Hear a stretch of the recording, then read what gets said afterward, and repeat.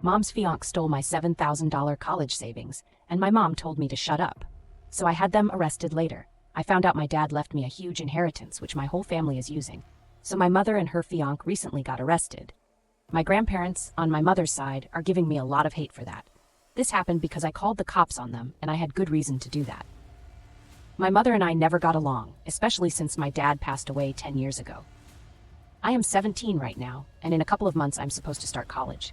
Unfortunately, I had always known that my mother would never have any money set aside for me. So I knew that I would have to work for myself and make my own arrangements.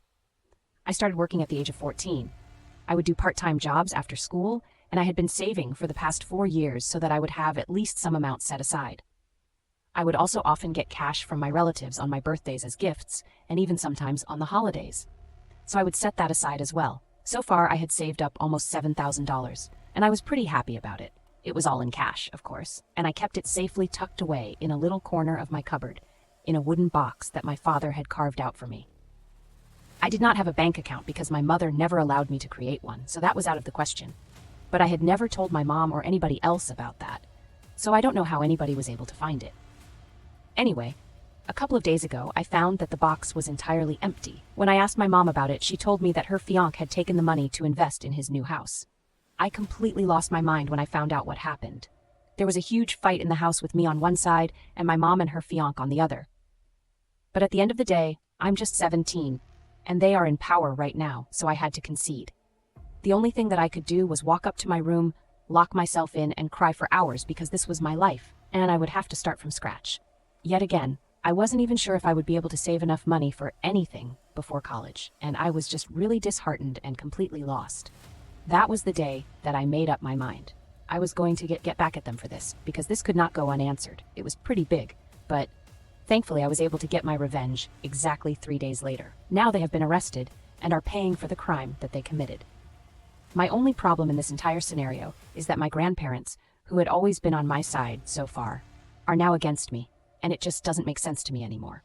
My mom's fiancé, I'll call him Rob, has been in my life for the past 2 years, and I've hated every single second of it, because he is literally one of the most terrible people I have ever met. I would even go to the extent of calling him abusive, probably not physically, but verbally and emotionally, definitely abusive. My mom usually bears the brunt of it, but occasionally he loses his temper with me as well and says whatever comes to his mind. He curses me out, tries his very best to make me cry like my mother, and gets even more pissed off when he realizes that I don't care, which leads him to lose even more control of his tongue. What he says, and my mother never bothers to defend me.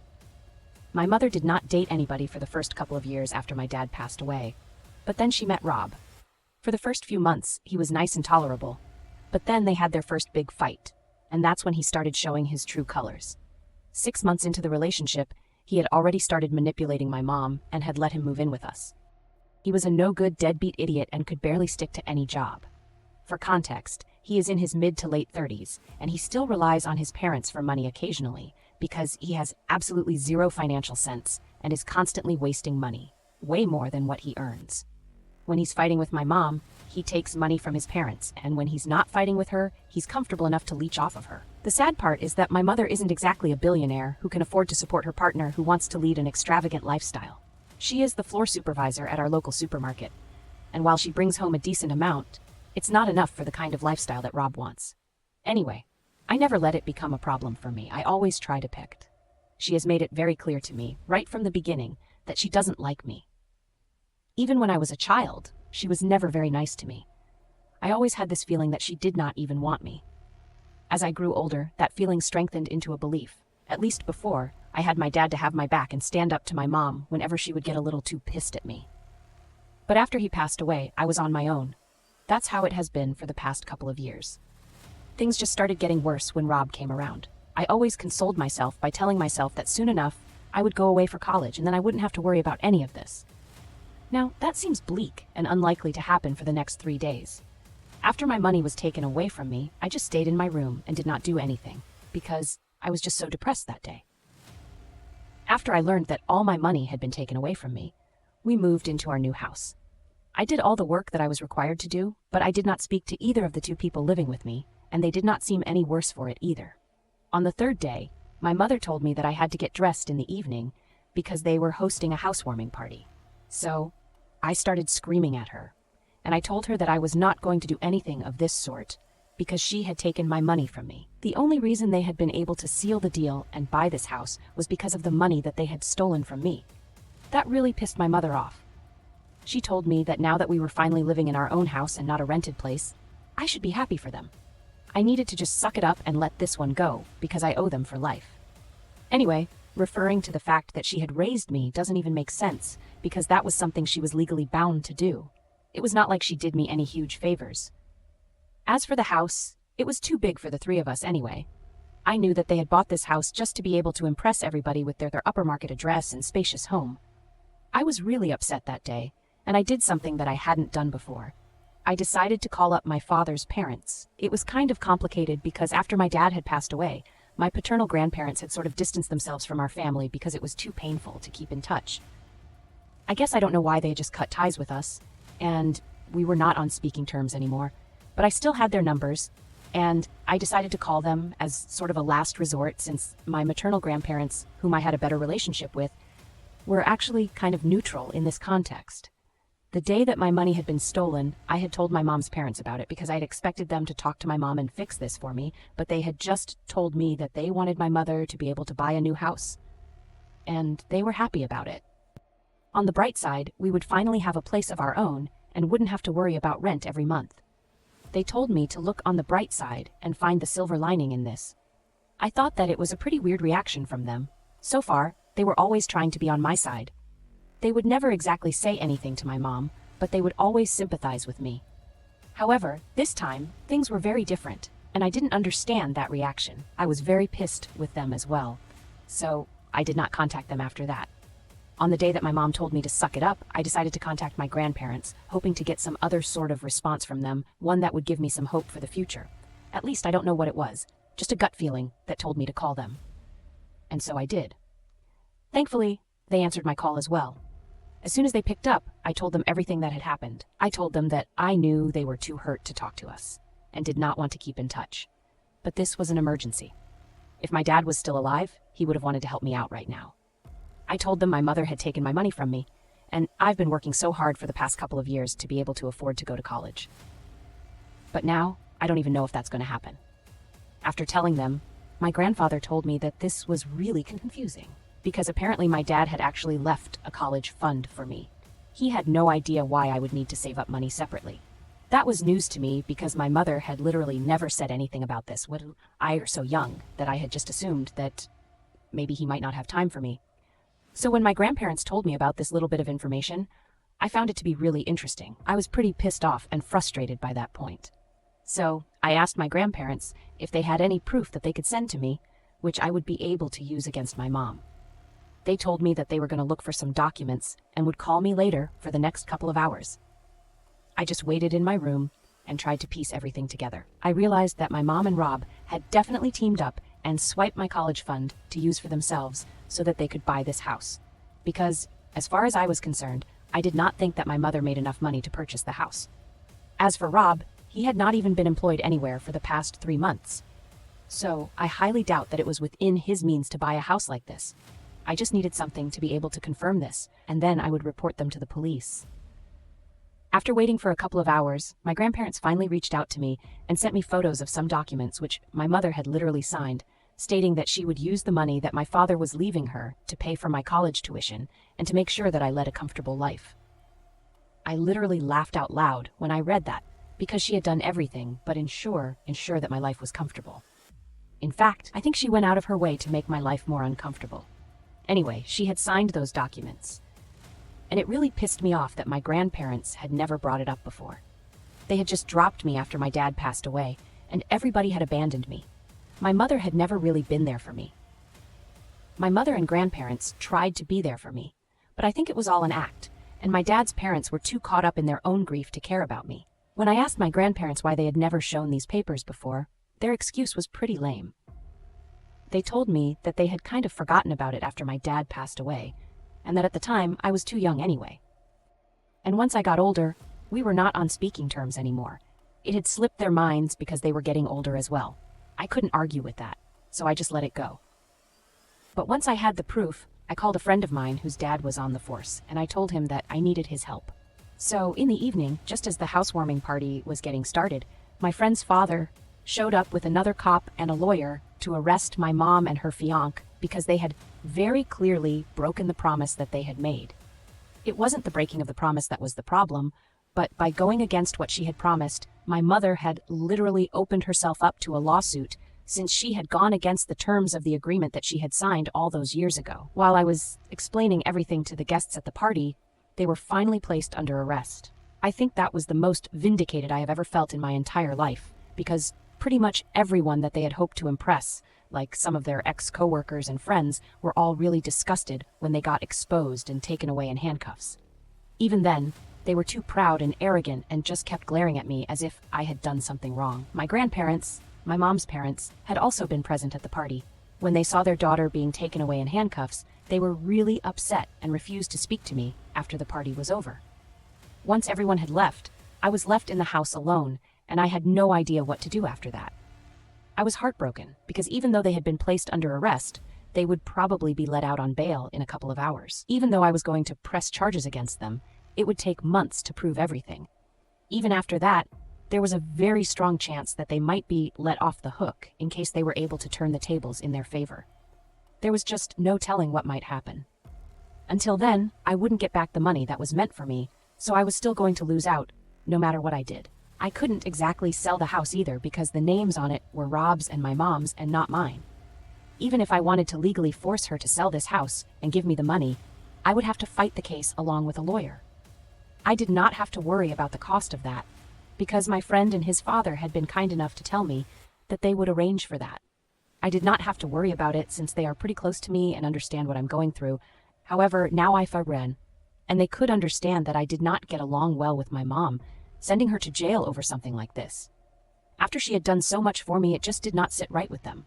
They had no interest in having any contact with me anymore, and that's what really got under my skin. Because now I feel like I'm alone. I definitely did win for now against my mother and Rob, but I feel like in the long run, I might have lost a lot. I just don't know what to do right now, and I feel completely helpless. I had my mother and her fiancé arrested for swiping my savings to buy their new house. Update 1. Hello. I have moved out of the house that I was living in previously, which Rob and my mom had purchased. The reason for that is because it's been a week since I reported them to the police, and after being in custody for 48 hours, they were let out and came back home. As soon as I heard them come back in, I decided to get out of there because I did not want any confrontation. I had my stuff packed up beforehand anyway. I just had to leave, so they walked in and I walked out. They tried to get me to stop and speak to me, but I did not want to speak to them, so I just walked out as quickly as I could. I got a cab that I had called for myself, and after that I headed straight to my friend's house. I had been living here for the past 3 days.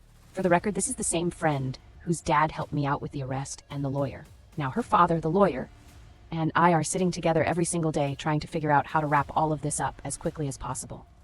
At this point, I am really desperate, so I'm willing to come to a settlement. We have arranged for a meeting with their lawyer and them, along with a court-appointed mediator in a couple of days, and we're going to see how the negotiations go down. If they refuse to agree to my terms, then we're going to have to take this to court, and we don't even know how long that's going to take. I'm going to try my best to come to a settlement, but I want it to be fair, and I want to get the financial support that I need to be able to finish my education. My friend's father has told me that for now, I can expect financial aid from them. But I am kind of hesitant about accepting financial help from anybody else because I feel weird about it. As for my grandparents, nobody has spoken to me yet. Obviously, my maternal grandparents and my father's parents stopped speaking to me right after they sent me photos of the document. I have collected those documents from them in person, so we have some tangible proof as well. But apart from that, we have not had any interaction so far.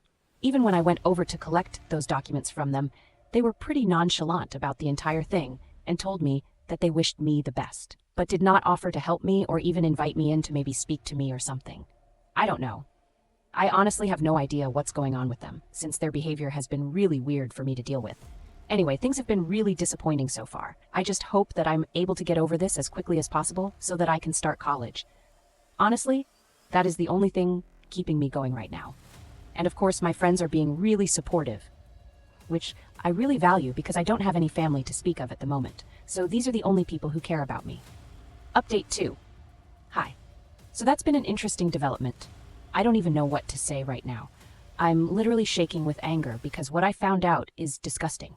Again, this is kind of doubtful, but then my mother had screenshots, so I don't know what to believe. What happened was that there were just 2 days to go before our meeting with the mediator. Today, just a couple of hours ago, my mother reached out to me via email and told me that she really needed to talk to me. I had blocked her everywhere else, so she could not have any access to me, but she created a new email account and sent me something that really screwed up everything that I had thought was true. So I don't want to waste time. I'll just get straight to the point. My entire freaking family conspired against me. That's right. The reason that all my grandparents have been so weird throughout the entire process is that they had all been in on this from the beginning. My mother had not only used the money that had been left to me by my father for herself, but all of them had taken their share and kept their mouths shut in exchange for that. I can finally understand why my maternal grandparents were upset that I had reported my mother to the police, and she had had conversations with them earlier when I was around 14 or 15 years old. Luckily, she had all of this on record because all of them had been foolish enough to have these conversations via email, and she had sent me screenshots of these emails. She told me that since I had her arrested, it was only fair that I dragged these people into the situation as well, because it was not fair for her to get punished when it was all of them who had conspired against me to hide it from me and use the money for their own gain as well. My dad had left a huge amount of money for me, and all these people, including my dad's lawyer, had figured that it would be better for them to hide it from me and use it for themselves. I still can't believe that this happened. And I've been rereading that email over and over again, trying to make sense of it, because it just seems unbelievable that all these people are against me, even my dad's own parents, which is so insanely shocking. The only reason they had even told me about the documents that my mother had signed and sent me, the proof recently, was because their conscience had finally checked in and they had a change of heart. So they had realized what they were doing was wrong.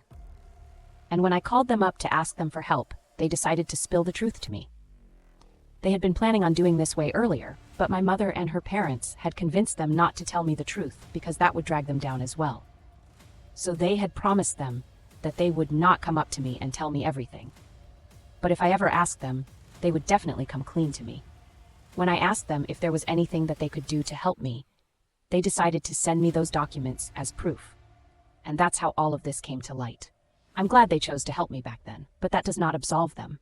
It also explains why they were so weird and distant, even after helping me out, because they were guilty. They still haven't been able to own up to what they did, and they are actually ashamed, which they should be. But right now, my brain is simply not functioning anymore. I don't know what to believe, and I just don't know how to deal with any of this. I haven't even told my friend about what I found out because it's so big. It's literally driving me insane. I feel betrayed, hurt, and angry all at once. And I don't know what to do with these emotions right now. Obviously, I'm going to have to talk to my lawyer because this is a huge development, and we are definitely going to bring this up during the negotiations. My mother, in an attempt to turn the tide against the people who exposed her, forgot that she was also going to lose out on a lot of things due to this process. And I'm glad that she told me all of this because I think I needed to know that nobody has my back in this world, except maybe a handful of people. I cannot rely on anybody, and that's just how it is. I guess the only thing that's left to do right now is to tell my friend so he can communicate it to his father, and then we can all sit down with my lawyer and decide what to do about this and how to go forward. But no matter what, I'm definitely going to college this year. I've made up my mind, and I'm not backing down. I'm ready to ask my friend's dad for help. I'm not going to ask him to pay my college tuition, but I guess I'm going to ask him to be a co-signer on my loan application, because I think that's the only thing I can do right now. Hi, so we had a meeting with the mediator today. And like I had said, I definitely brought up whatever my mother had told me in the email. She basically just confessed everything that she had done, and so she's going to have to cough up the amount that she and the rest of my family have stolen from me. But she also tried to claim that some of the money went into my upbringing as well. So we cannot hold it against her, and we should not expect her to return any of the amount that had been taken from the fund, but believe that my grandparents needed to do so. Not only did they take that amount of money away from me, they also took with it my dreams and my aspirations, and I demand that they return it to me so that I can live a respectable life. I am not going to be dependent anymore. I spoke to my lawyer and my friend's dad about it, and they said that things like this are definitely not unheard of. But that does not take away from how sly and disgusting it is. They were outraged, and rightfully so, just like I was. and they told me that they were going to make sure that I don't have to rely on anybody else for money my entire life because of the kind gourd. Well, that's not going to fly with me any longer. My lawyer and I had a talk, and we decided that we were going for the throat. There's no need for us to sit back and let them have their fun, especially on my dime. Things got pretty brutal there, but one thing's for sure, we are going to have another meeting. But this time, my grandparents, all of them, are going to be present because clearly they have been part of this as well. Things might go to court, but until then, I'm just going to take out a student loan and deal with it, but I'm going to make sure that I get my justice more than justice. I need to get back the money that they have stolen from me. All of them have to pay me back because the money that was for me was meant to be for me and nobody else. And that is not the agreement that my mother made. But they also made the promise that all of them had made to my father, protecting me and keeping me happy. They are all failures, and I never want to see them again. Thank you for watching. Subscribe for more.